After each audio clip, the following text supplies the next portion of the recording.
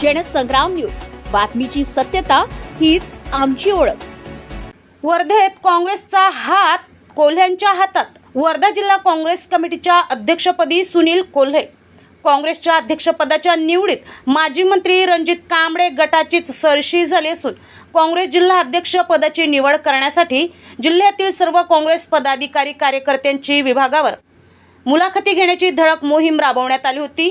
यात काँग्रेसच्या दिग्गज नेत्यांनी नामांकन दाखल करून मुलाखती सुद्धा दिल्या होत्या, परंतु यात कोणत्याही नवीन चेहऱ्याला वाव न देता परत 5 वर्षाआधी प्रभारी अध्यक्ष असलेल्या माजी मंत्री रणजित कांबळे यांच्या गटातील सुनील कोल्हे यांना परत वर्धा जिल्हा काँग्रेस कमिटीचे जिल्हा अध्यक्ष बनवण्यात आले। यावरून वर्धा जिल्हा काँग्रेस पक्षात माजी मंत्री रणजित कांबळे यांची चालती असल्याचे पुन्हा एकदा सिद्ध झाले। दिलीप पिंपळे, जनसंग्राम न्यूज, वर्धा।